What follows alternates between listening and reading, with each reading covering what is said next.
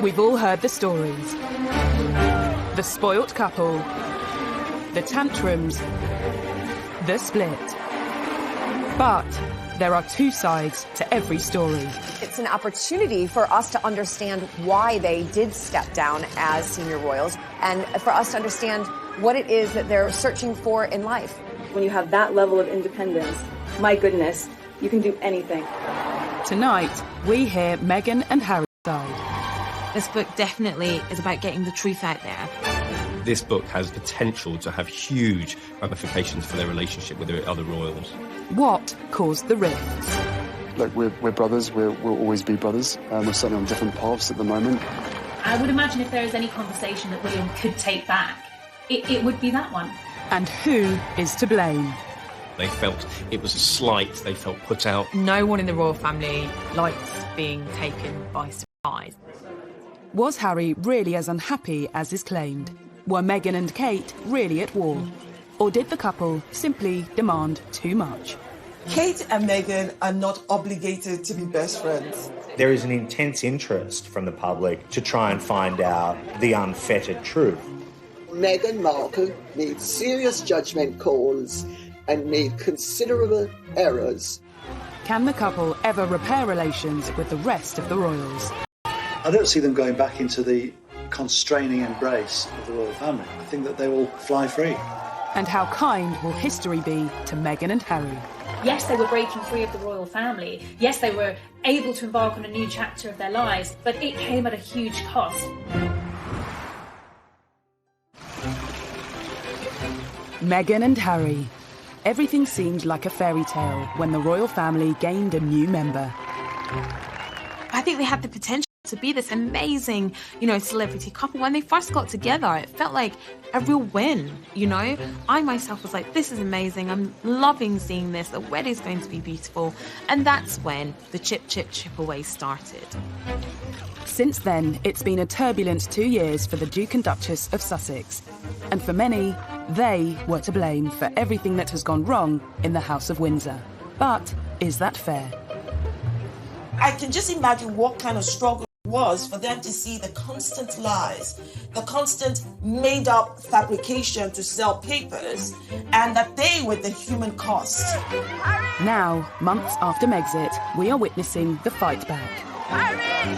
An explosive new book tells their side of the story, and it's causing breathless news coverage on both sides of the Atlantic. Now with the explosive new tell-all about as senior members of the royal family. And there could be some pretty stressful conversations for the royal family following claims made by a new biography of Prince Harry and Meghan Markle. Finding Freedom charts the relationship of Harry and Meghan from their first meeting to stepping back as senior royals. Everyone wants to know if this book is Harry and Meghan setting the record straight. They and the authors say they weren't involved, but that hasn't stopped speculation. I think it's hard to believe that they didn't have more than an interest in it, certainly. There's certainly lines within the books, even quotes that have come potentially from Harry and Meghan, and I think that a lot of people will be thinking that they had more of a hand in it than they have been letting on. A royal will always deny any involvement because that's the convention. The convention is that you never ever openly say that you have helped. But I think with Fighting Freedom, when we read it, you can hear Harry and Meghan's voice. Finding Freedom is written by Carolyn Durand and Omar Scobie, two seasoned royal journalists. Another author who has first-hand experience when it comes to setting the royal record straight is Andrew Morton. His book, Diana, Her True Story, caused a sensation in 1992. He believes the objective of Finding Freedom is to set out Meghan's side of the story. This is basically trying to explain how Meghan approached the royal family and how she was dismayed by the easy criticism of everything that she tried to do. She's been frustrated by the fact that she's not been able to give her side of the story, that all kinds of stories have come out about her and she's not been able to answer back. And it's something which she's found immensely frustrating. It's an opportunity for them both, and in particular Meghan, for us to understand why they did step down as senior royals, why they've moved all the way across the pond, and for us to understand is that they're searching for in life. At the heart of the book is Harry and Meghan's decision to step down as senior royals. There are many reasons given, but crucially, we are told they were fed up being controlled by the royal institution. When they were told that they had to be brought within the confines of the Buckingham Palace machine, I think that's when they realised that their wings were being clipped and they weren't going to actually realise the stardom that they had set themselves up to be. The book claims there were concerns that the couple should be brought into the fold. Otherwise, the establishment feared their popularity might eclipse that of the royal family. I think they were particularly worried about William and Kate, that they might become more popular than them. And I think they just couldn't stand the idea of that. They couldn't reckon potentially be more popular than William and Kate, who were their golden couple. Are we to read it that Harry and Meghan felt that the other households thought they needed reining in, slapping down? Because that's how I read it. I read it that Harry and Meghan felt that there was this conspiracy against them and that they felt that they ought to be put back in their place on a variety of levels. And they became more and more insular, more and more paranoid. And then they felt there was no option but to leave. It always reminds me of a top football manager saying that no one is bigger than the club. And I think that analogy is very, very true here, that they weren't bigger than the institution. And certainly the men in grey suits that they believe were stalking the corridors trying to clip their wings might have been an invention in their own heads rather than actually what was going on. Those men in grey suits, as Princess Diana used to call them, were allegedly another element pushing Meghan and Harry away. In the book, friends of the couple call them vipers, and it's claimed some of them simply didn't like Meghan and would stop at nothing to make her life difficult. One of the suggestions in the book is that the courtiers, or the vipers as Harry and Meghan apparently refer to them, were out to get them, that they didn't like Meghan from the outset. It may very well be the case that there was a courtier, maybe two, who had it in for Meghan, who felt that she was too different, too confident, too ambitious, too different from anyone who had married into the royal family before. Meghan's differences led friends to call her Duchess Different, a play on the often repeated claims she was known as Duchess Difficult inside palace walls. I think calling Meghan Duchess Different is very telling, and it shows the gap between the old ways and the new ways. We can appreciate the value that both represent and celebrate the difference rather than try to, push it down or make it look like it's something bad. As Meghan and Harry's relationship with each other worsened, their relationship with the palace and the rest of the royal family seems to have soured. The new book says, increasingly, Harry had grown frustrated that he and Meghan often took a back seat to other family members. And the pair had to wait to announce projects if other, more senior royals had announcements of their own. I think she found that very difficult because actually what she thought she was getting was unrivaled power, and she'd be able to help and effect this change and be this change maker, which is what she wanted to be. And actually she found she was living in a gilded cage. By Christmas of 2019, Meghan and Harry had skipped Sandringham to take an extended break in Canada. They'd decided something was message. Well, the lack of photograph of them appearing for the Queen's Christmas speech obviously had an effect on them, and the book will tell you in detail about how this made them feel. They felt it was a slight, they felt put out. What I think was trying to be demonstrated during that Christmas message was the future of the monarchy, the future heirs, the future sovereigns. Harry and Harry's son are not there. They don't have that place on the table. From the $18 million estate they were staying at on Vancouver Island, the Duke and Duchess of Sussex set Megxit in motion. Emails were apparently sent to the Queen and Prince Charles. But the book claims Harry thought he was being blocked from a meeting with the monarch, which led to an extraordinary plan. One of the most fascinating and new revelations in the book was that when they landed in the UK from their sabbatical in Canada, they considered detouring straight to Sandringham to try and get a meeting with the Queen. If they had done that, I think the Queen would have been quite shocked and surprised, and because, frankly, that's not the way things are done. And I think that's a lot of the problem here. Harry and Meghan didn't want to keep doing the way things are done. And the monarchy wasn't going to change things just for them. The monarchy's a supertanker. It just keeps on going, ploughing its own furrow. Harry and Meghan wanted to become financially independent, split their time between the UK and North America, but crucially, still carry out duties for the Queen. Eventually, the Queen agreed to issue a joint statement about her grandson's plans. On the 7th of January, the Duke and Duchess attended an event at the Canadian High Commission. The book reveals they were feeling nervous. They'd seen the planned statement and thought it showed a lack of warmth. It's meant a lot to us, and it's just important for us to start the year and say thank you. More concerning to them than that, reporters got wind of the plan to stay in Canada. A day later, the Sussexes made their shock Instagram announcement. A move that's been endlessly criticised, but it seems in their minds they felt they simply had no choice. It was very sad, really, that a couple who offered so much to the monarchy and to the nation had decided to go their own way. At the time in January, there was a lot of anger because, as one very senior member of the household said to me, you don't put a gun to the Queen's head. You don't go public and say what you want. We sort it out behind closed doors, we all try and negotiate, and then we present a united front. As well as their announcement, Meghan and Harry simultaneously launched their without discussing it first, left the Queen and the Duke of Edinburgh devastated.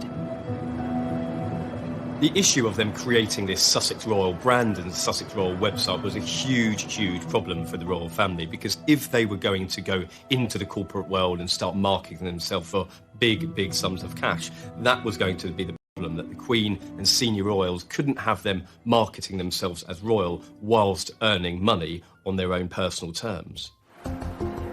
Crisis talks were needed, and on the 13th of January, Harry met the Queen, Charles and William at the famous Sandringham Summit.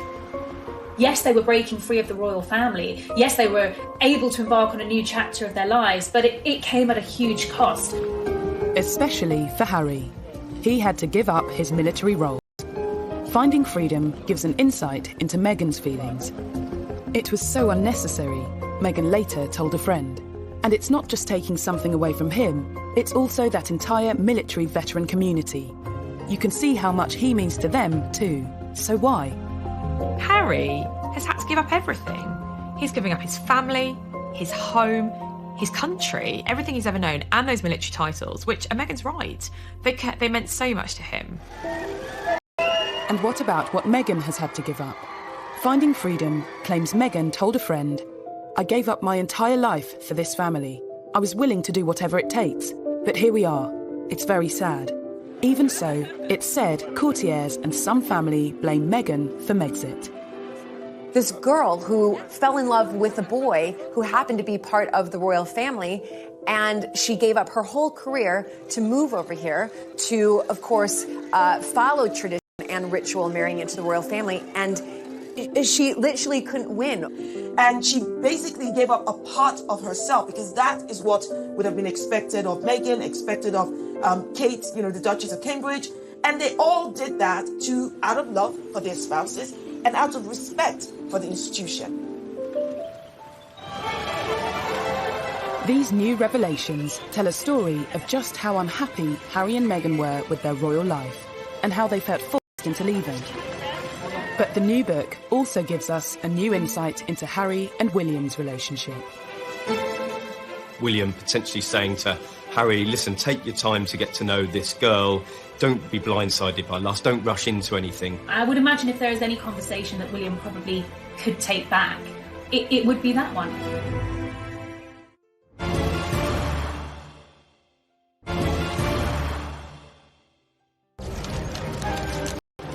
To understand why the relationship between Harry and his family broke down, yet Harry and Meghan's relationship was circulating, and Meghan soon had the world's press following her every move. By November, Harry had had enough and issued an extraordinary statement asking the press to leave his girlfriend alone. And Prince Harry lambasts the press for harassing his American girlfriend, Meghan Markle. The statement that Prince Harry released through his private office in November came just after a deluge of media reports about their relationship. I mean, the statement was a bombshell, perhaps the first of what we were to expect from the Sussexes, in that it was certainly the most personal statement I've ever read from a senior member of the royal family. This was also confirmation that Meghan was his girlfriend. Don't forget, up until that point, it was only speculation. It's now been claimed the statement caused tension in the family. Not because of its content, but because of its timing. It immediately took attention away from Charles and Camilla. They were on a diplomatic tour of the Middle East. Well, Harry's decision to write this statement himself and give the family only 20 minutes notice that he was putting it out was absolutely catastrophic. It torpedoed Prince Charles's tour of the Middle East, which went down like an absolute lead balloon in the palace. The royal family has strict protocols in place to ensure they don't overshadow each other's work. Something Harry appeared to overlook when he attempted to protect Meghan. I think one of the themes that is explored in Finding Freedom is the jealousies of some members of the royal household and some courtiers of the level of attention that the Sussexes were getting. You know, there was a point when Charles and Camilla weren't even getting a look in. You know, all the tabloids wanted to run was stories about Meghan and Harry, and that became a problem. And I think there's definitely some truth in the fact that Charles at times has felt a bit jealous, maybe, of his son's public profile, because for a long time William and Harry were getting really, really positive publicity, and Charles, of course, had dreadful publicity. Harry's statement caused shockwaves in the palace and allegedly upset the Prince of Wales. But looking back, this wasn't the first time Harry had come out in vocal defence of his girlfriends. In 2005, whilst dating Chelsea Davy, he gave a frank interview to mark his 21st birthday. I suppose that is the media in general. There's truth and there's lies, and unfortunately I can't get the truth across because I don't have my own column in the paper, which I'm thinking about getting. It does irritate me because obviously I get to see how upset she gets, and I know the real her. I don't think Harry's changed an awful lot over the years. He's become far more considered and far more aware of what's going on in the world. At the same time, this hostility to the mass media and to photographers and the paparazzi in particular hasn't changed one jot, to the point where he has, in his own mind, more control over his life. Less than a year after the statement, there was another incident, this time between Harry and William. Finding Freedom details a conversation that supposedly took place just before Harry proposed to Meghan. William is quoted as saying, "Don't feel you need to rush this. Take as much time as you need to get to know this girl." A source claims William didn't want his brother to be blindsided by lust. The book goes on to say, Harry could see through William's words. He was being a snob. I think that there was a great misunderstanding in that moment. That was, I believe, intended from a genuinely good place, a place of brotherly love and just wanting Harry to be absolutely sure, given the speed that this relationship had moved at, that he wasn't rushing into things. Harry, who was clearly sensitive and I think aware of some of the sniping in the corridors of power about Meghan, just took this deeply personal and the wrong way. And I would imagine if there is any conversation that William probably could take back, it would be that one. I think William was just trying to look out for his younger brother. Now, maybe it goes to the heart of their relationship, and Harry was frankly fed up with playing third wheel, effectively, to William, Kate and Harry. I mean, sometimes when the three of them did jobs together, I'd go and watch them, and it did feel a bit sorry for Harry. You know, Kate and William were always first because, you know, in the line of succession, William's always first, and Harry was always slightly trailing behind. So did William ever really accept Meghan? Rumours of a rift refused to go away. During Christmas of 2018, William appeared to ignore Meghan outside church. The following Easter, another incident, on the Queen's 93rd birthday. The footage appeared to show the brothers avoiding each other. Is there petty jealousy? Yes, because I think there is between any family. Show me any family in the world where there's not jockeying for position, or one sibling doesn't think, oh, you know, that's the sibling shouldn't have that, or etc. That is family. That is the human condition. I do think this is War of the Waleses Part 2, but this is also the British royal family. This is what they do. They argue, they fall out, and then we make a drama out of it. But for some, Harry and William's fallout is far more serious. This was a devastating blow to the British people and indeed members of the Commonwealth, because they have looked to William and Harry as being the successors. So to see a divide between those really did tear at the very fabric of the British public's relationship with the royal family. Has much experience being the same? Well, bear in mind I cook him and feed him basically every day. I think he's done rather well. You told us the other week that he did all the washing up. He does do a bit of the washing up, then he leaves most of it in the sink and then it comes back in the morning and I have to wash it up. Oh, the lies. Lies. I think the difference between William and Harry has a lot to do with succession in the royal family. William knows that at one day he will become king. Harry knew that the reality of that was very, very unlikely that he would ever sit on the throne. So in many ways, he lived a life free of those shackles. He was the rogue and renegade prince. And there was nothing wrong with that in Harry's eyes. And seemingly there was nothing wrong with that in the House of Windsor's eyes either, because it made him more relatable and it also modernised the monarchy. Tension between the brothers was confirmed by Harry himself during a bombshell interview with Tom Bradby. There's been a lot of talk in the press about rifts with your brother. How much of that is true? Look, we're brothers. We'll always be brothers. We're certainly on different paths at the moment, but I will always be there for him, and as I know, he'll always be there for me. We don't see each other as much as we used to, but it's just, as I said, as brothers, you have good days, you have bad days. I think now that we have the book coming out and what we've read from Finding Freedom really does solidify what Harry was talking about in the Tom Bradby interview when he said that there's good days and bad days. The book is telling us literally in black and white, or will tell us in black and white, what those good days and what those bad days were. Not only is it alleged that William wasn't as accepting of Meghan as Harry would have liked, it's also claimed she wasn't warmly welcomed within the palace. One senior royal referred to the American actress as Harry's showgirl. Another told an aide she comes with a lot of baggage. And a high-ranking courtier was overheard telling a colleague, "There's just something about her I don't trust." It is alleged that a senior member of the royal family referred to Meghan as Harry's showgirl. We don't know which senior member of the royal family this is. According to another source, a courtier said that she came with a lot of baggage. And to a degree, Meghan did come with baggage. She wasn't the virgin bride marrying into the royal family. I think it was celebrated that she was from a dual heritage. She had a black mother, a white father. Great excitement about the fact that she was akin to a Hollywood movie star, not A-list, but still famous in her own right. Meghan was a senior royal for, an incredibly short time. And I think if we look back at that short time, she was almost immediately hounded by the British tabloid article about Meghan. That was rather ruthless, to be honest. Now, with thousands of miles separating Meghan from the palace and Harry from her brother, it remains to be seen if Harry and William's relationship can ever be the same again. I definitely think the dust needs to settle, and it may not happen next week or the next weekend or the one after that, but there's definitely a way back from this, and their relationship can be repaired. The irony about this book, in many ways, is that the brothers were just getting to a stage in their relationship where they were on a more even keel. I was told that communication had resumed between the brothers. We don't know whether they've spoken in light of the excerpts from this book, but one can only imagine that this has done nothing to improve relations that were strained in the beginning and at this stage must seem pretty beyond repair.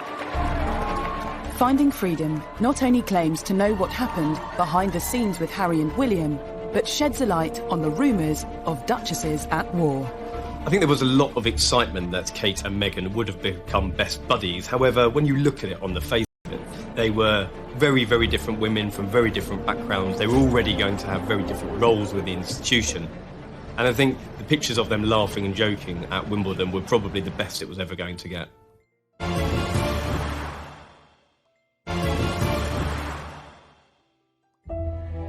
Finding Freedom is said to be Harry and Meghan's side of the story. It claims to provide a new perspective to all the stories, rumours and gossip that we think we know. In particular, a focus on negativity surrounding Meghan's relationship with Kate, not long after she became the Duchess of Sussex. After the royal wedding, once that sort of crest of the wave of excitement and euphoria had subsided, there was a slow drip of reports that began to show Meghan in a different light. After her wedding, Meghan was faced with a number of negative headlines. One in particular seems to have angered the Sussexes. It was reported that Meghan had made Kate cry during a bridesmaid fitting. Finding Freedom details the incident. Some of the children weren't cooperating, and there was a lot going on. Everyone tried to help where they could, but it's never easy with kids at fittings. There were no tears from anyone.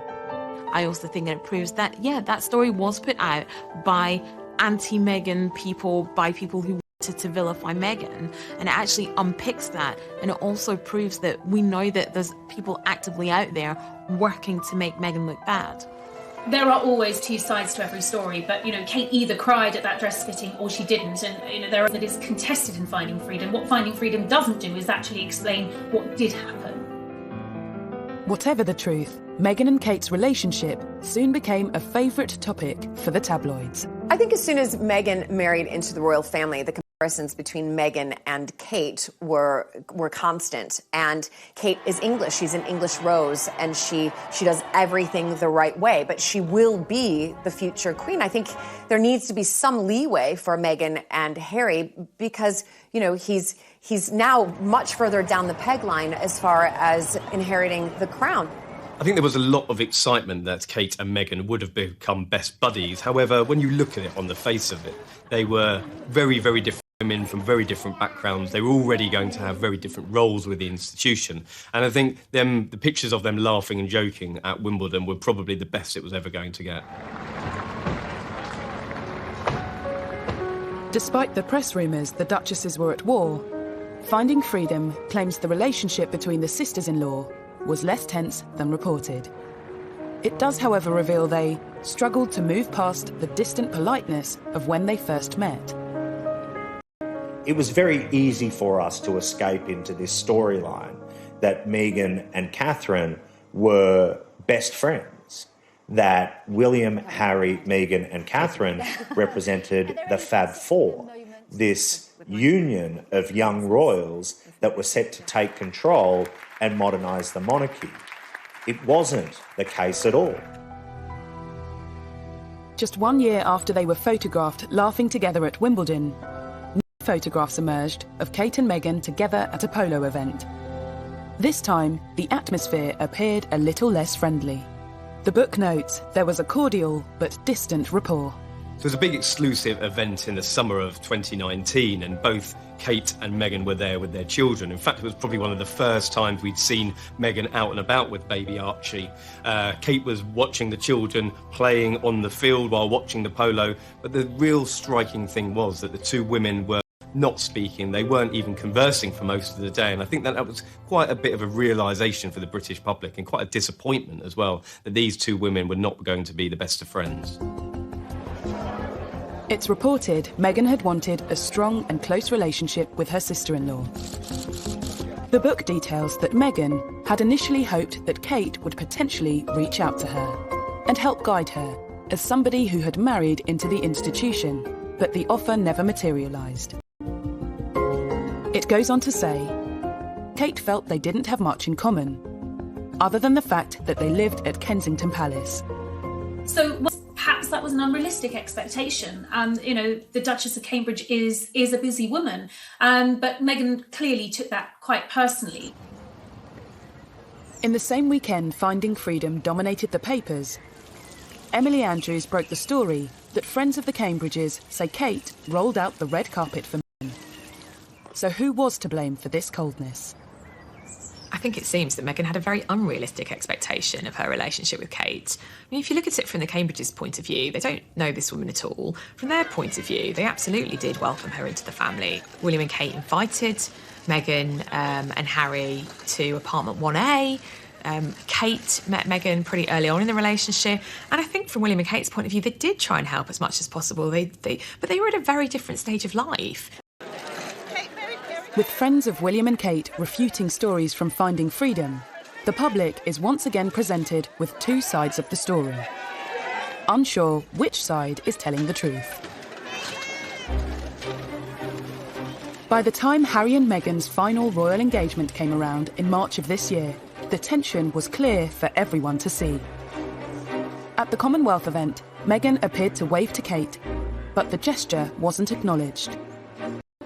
I was sitting behind William and Kate and Meghan and Harry a few rows back with other members of the press at that service, and there was absolutely a tension between the two couples.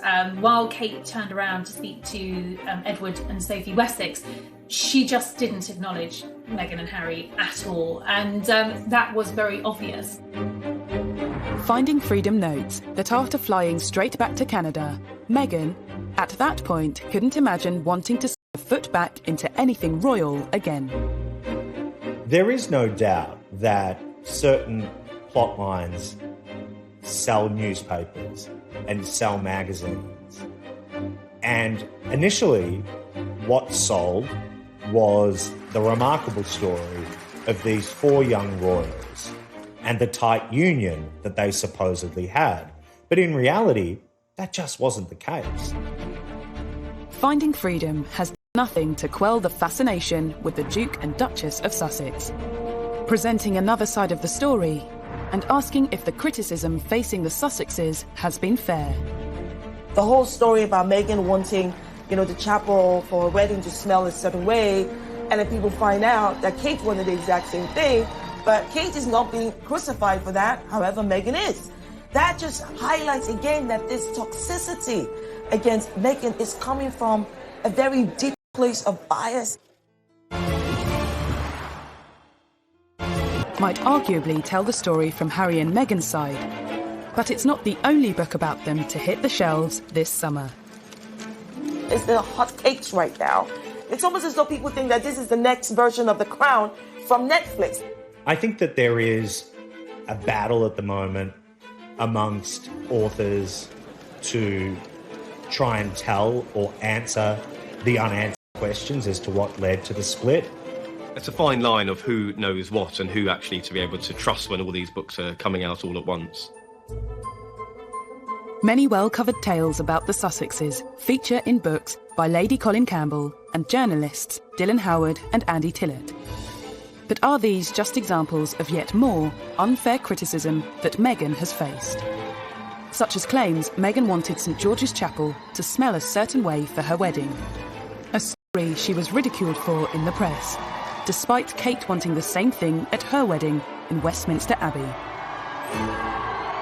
The whole story about Meghan wanting, the chapel for a wedding to smell a certain way, and then people find out that Kate wanted the exact same thing, but Kate is not being crucified for that, however Meghan is. That just highlights again that this toxicity against Meghan is coming from a very deep place of bias. Westminster Abbey is not the same thing as St George's Chapel. I've actually been to events at both.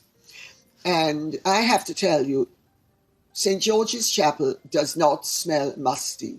It smells of beeswax, which is what the furniture is waxed down with. Maybe Meghan had never smelt beeswax before in her life. Lady Colin Campbell's book addresses another infamous story. The claim Meghan clashed with the Queen over her choice of tiara for her wedding. But Finding Freedom says there was no clash. Each story has been corroborated by at least 2 sources, and they spoke to over 100 sources for the book. People don't want to believe that. They want to think only Harry and Meghan will say that, and they are lying. Instead, the book says it was Harry who had reservations, that the Queen's dressmaker, Angela Kelly, was intentionally delaying the process of Meghan selecting her wedding day tiara. But it is quite one-sided. Yes, Harry and Meghan don't escape criticism in the book. That's certainly true. But it is mainly their side of the story, and everyone else is the bad guys. Either way, what is sure is that there have been countless attacks on Meghan over the past 2 years. Allegedly, some even came from palace insiders.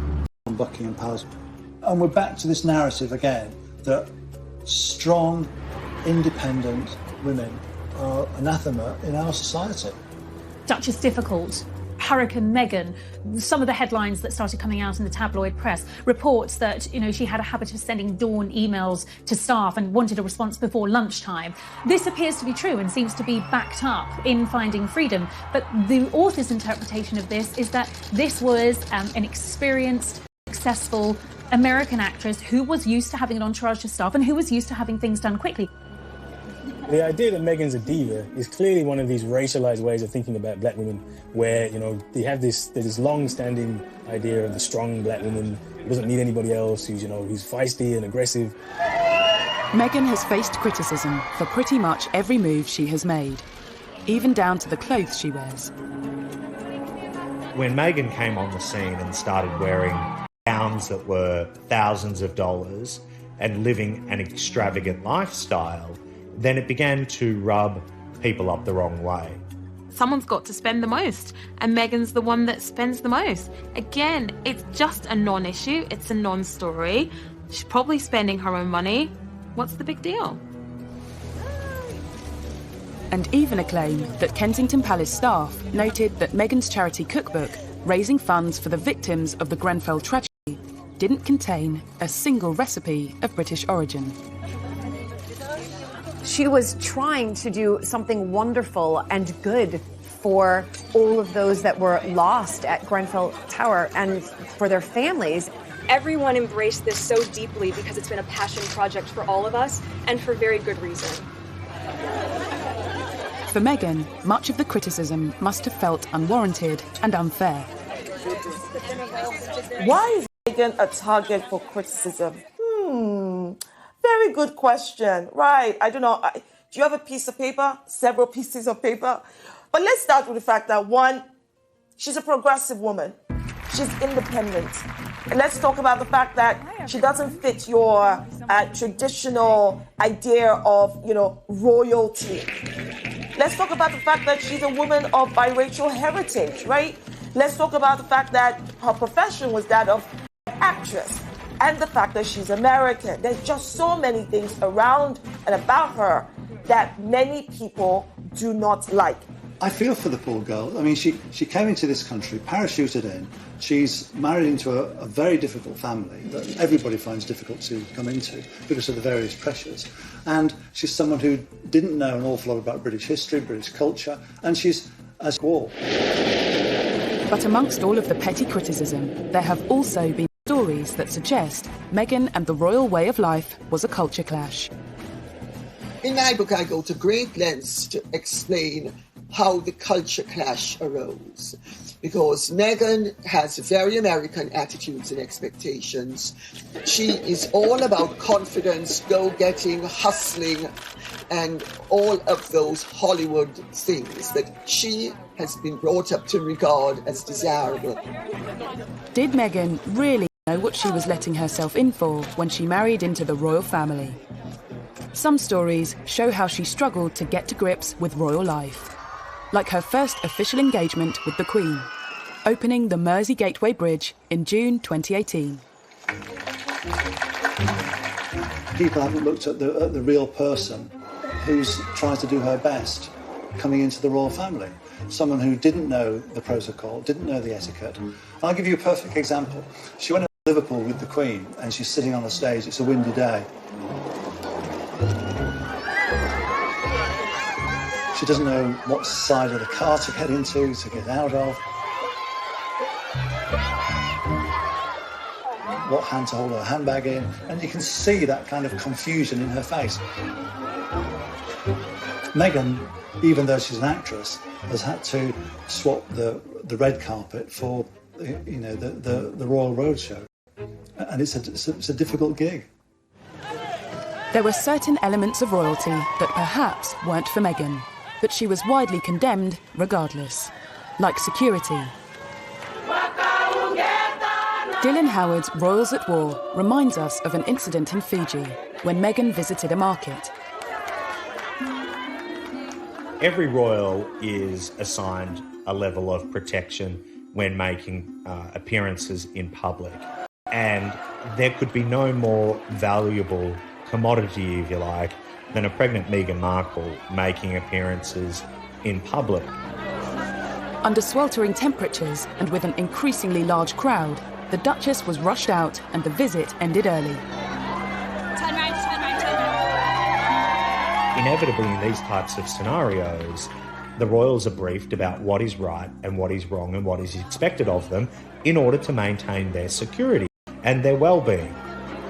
The security officer in charge quit her role not long after, amid claims at the time that Meghan found security constraining. Although the palace denied this was why she left. Guys, out. Just stay to the side, please. Everyone turn round. Meghan was oblivious, despite being or recommendations of the Royal Protection Officer. And Lady Colin Campbell recalls at an event that, in her view, shows Meghan unwilling to persist with royal duty at her and Harry's first public engagement as a married couple. I was at a dinner party at a very, very famous aristocrat's house 4 nights after the wedding. And this person has impeccable court connections. At a garden party to celebrate Prince Charles's 70th birthday and all of his charity connections, there had been this garden party at Buckingham Palace, and Harry and Meghan were there. Good afternoon, everybody. And there was much excitement about them being there because, of course, at that time they were the most popular couple in the country. She was a revered figure. People couldn't wait to meet her. Well, 15 minutes into the engagement, Meghan is overheard telling Harry she's bored and she wants to leave because they've effectively done their photo op. And the person who overheard this was completely gobsmacked. All of these stories and allegations hint at teething problems as Meghan grappled with royal life. But rather than focusing on arguably unfair criticisms, should the public and press have been more understanding of Meghan's struggle? After all, it's something that is very different to what she was used to. That's one of my favorite parts of being there. On the face of it, everybody was very, very excited when Meghan came on the scene. She was hugely successful in her own right. She'd spoken on the world stage on big issues like the UN, human rights, girls' education. I think there was an awful lot of interest and excitement with her coming on the scene. But she definitely wanted to hit the ground running. She'd said that herself. And I think that in certain sections of the palace that was quite difficult because there are certain processes, protocols that had to be followed, and when these two worlds collided there was definitely a clash that couldn't be avoided. There was a culture clash. American divorcee, biracial, actress, woman of substance, 21st century girl from Los Angeles versus the pale, male, stale and very white British monarchy. Yes, we have a woman as our head of state. Yes, we have a woman as our queen. But it is still an old-fashioned institution. It's done in tradition is all, duty is all. And that's not very woke or 21st century. Coming up. That age-old mantra, which has stood the royals in very good stead, never complain, never explain. I think most people would say that she absolutely didn't understand that. And now that she and Harry have left, is she getting her voice back? It's been very empowering and inspiring to see and to hear what they've had to say.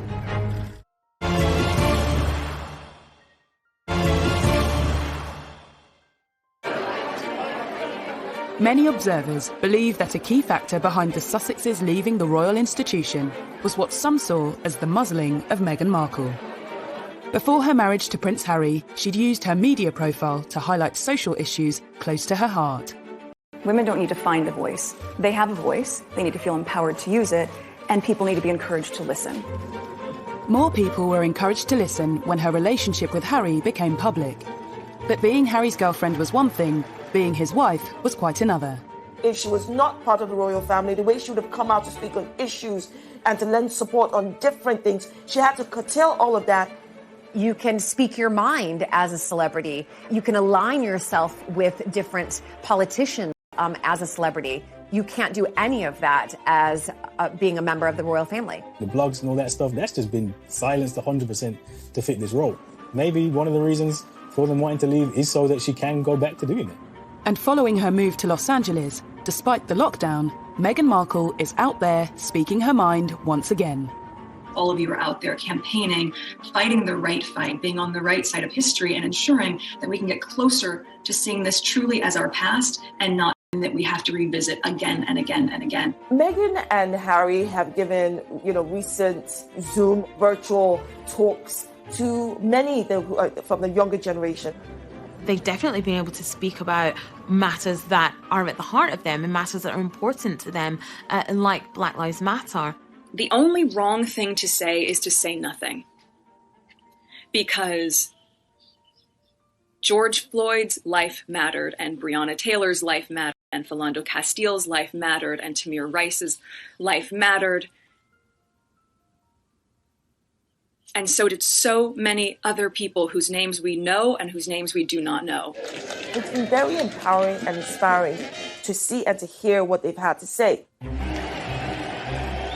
But did Harry and Meghan really need to leave the royal institution to speak out on subjects like racism and women's rights?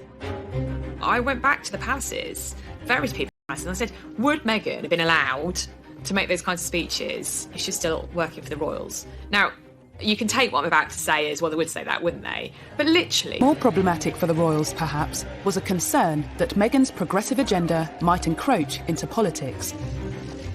You're going to use your voice in a stronger way than you've ever been able to, because most of you are 18 or you're going to turn 18, so you're going to vote. Someone said to me, that might be, and I was like, hang on a sec, she's just telling everyone to vote. That's not political. And they were like, no, but she's made it very clear in the past where her political allegiances lie. She's been very outspoken about Trump. The royal family has historically stayed out of politics.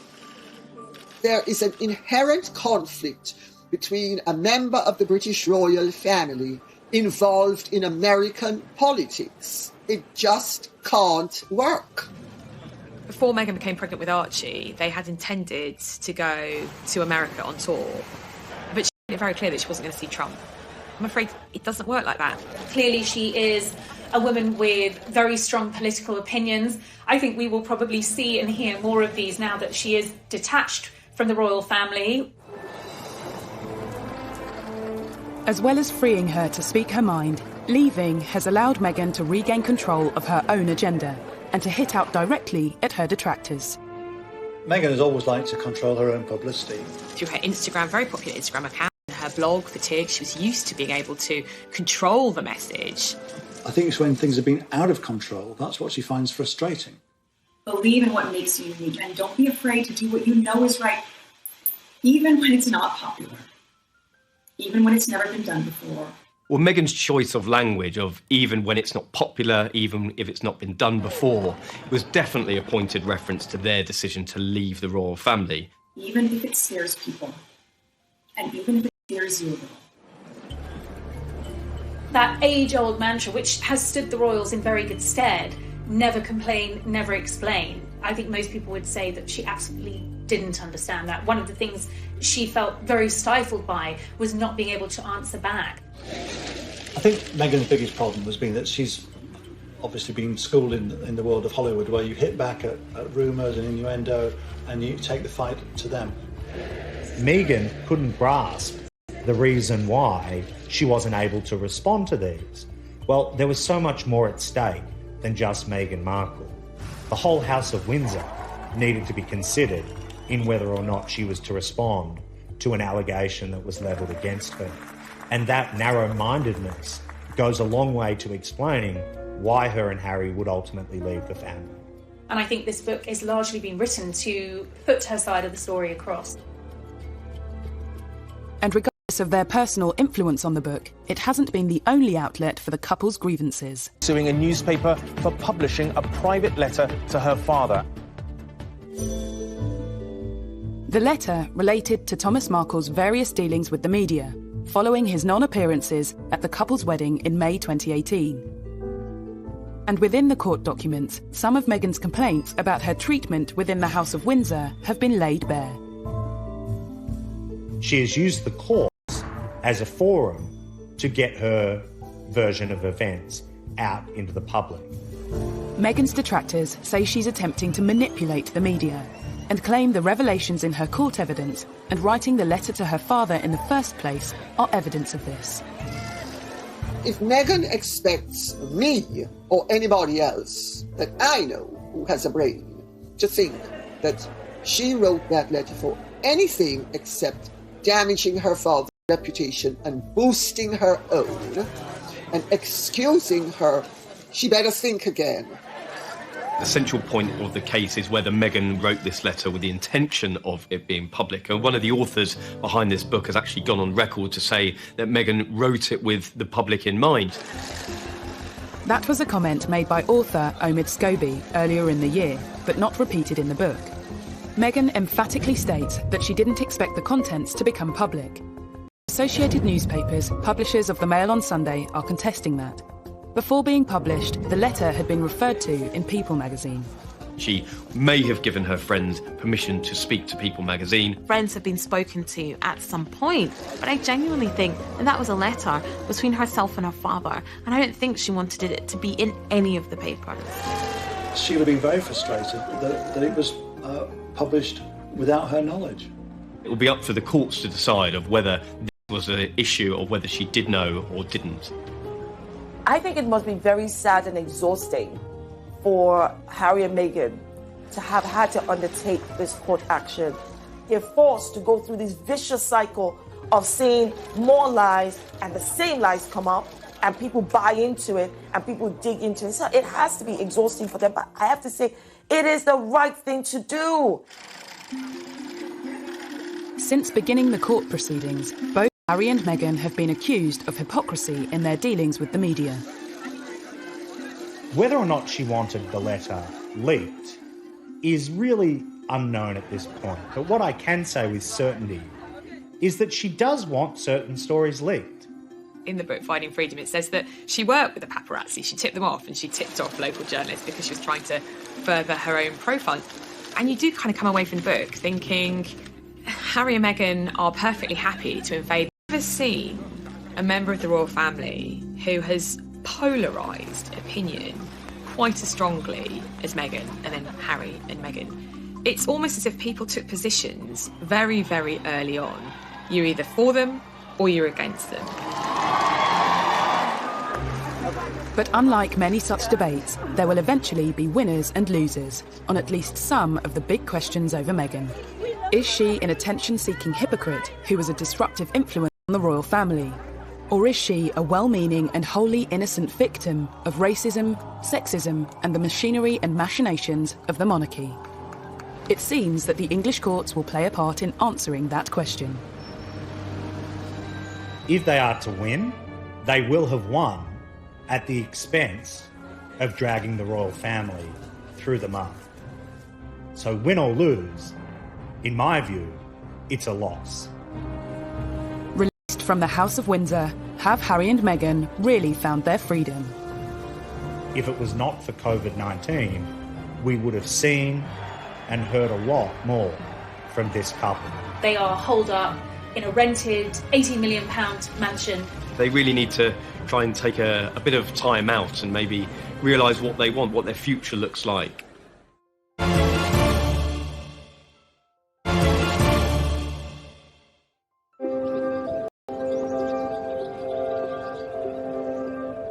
Meghan and Harry have begun their new journey in Los Angeles, and released from the shackles of the British monarchy, their new life is laid bare in a revelatory new book, Finding Freedom. But are they? I think moving to LA, to California, they have found a lot of freedom, at least a lot compared to what they were having over here in the UK. It's just different over there. It's more laid back, it's easier, it's a slower pace of life, and I think that's going to be good for the both of them. They really need to try and take a bit of time out and maybe realise what they want, what their future looks like. They're not in the public eye as much as they were over here. So I think they've got a real opportunity to slow down, to figure it out, and to find happiness. But if finding freedom is their goal, 2020 hasn't been the easiest year in which to achieve it. Have they actually found freedom? Not Not really. No one could have predicted this pandemic, but the reality is that they are holed up in a rented £80 million mansion in Beverly Hills, taking on the paparazzi because they believe they have invaded their privacy by taking pictures of them. The idea that they are almost prisoners in their own home doesn't suggest that they have found freedom. The Duke and Duchess of Sussex launched another league for their infant son, Archie. These reports of the drone that's flying over their home and they're trying to find that person and then they will sue that person. It goes to show you that they will not put up with the invasion of their privacy at all. Some believe that for a couple seeking freedom and wary of the paparazzi, moving to Los Angeles was a strange choice.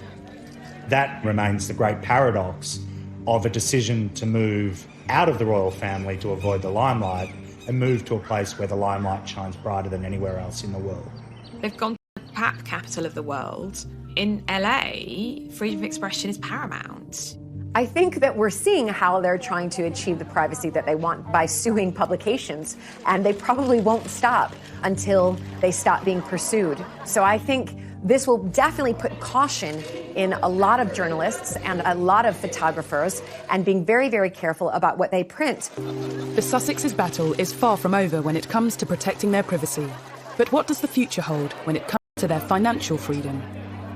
I think we're going to see a lot more of Meghan and Harry making speeches.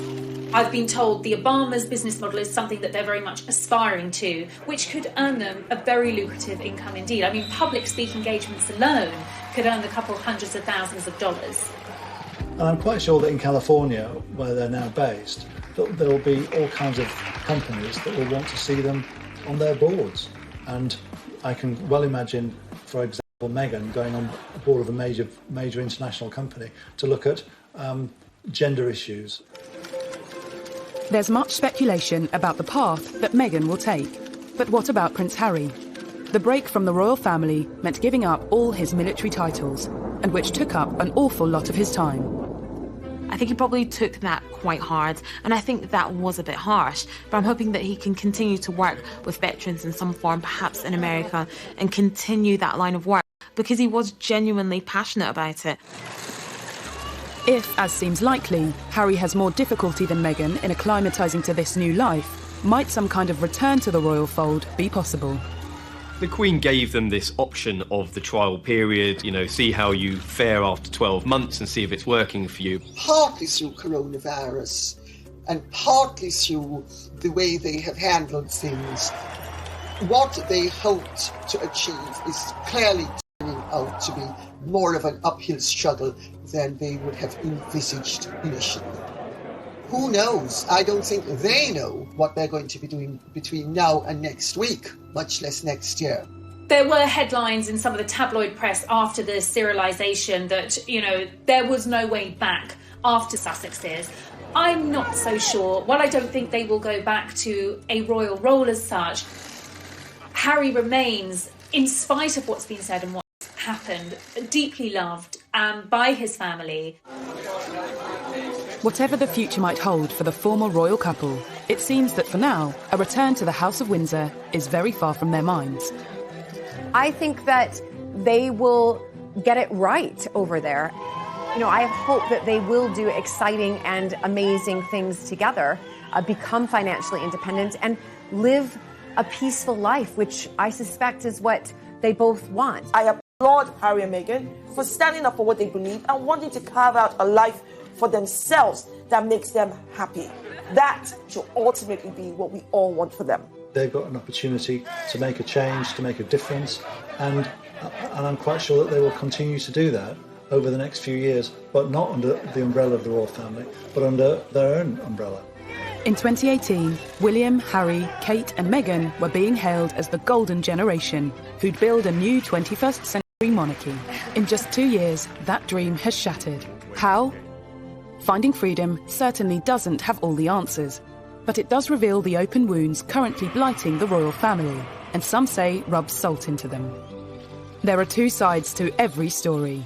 Which one to believe, that's up to you.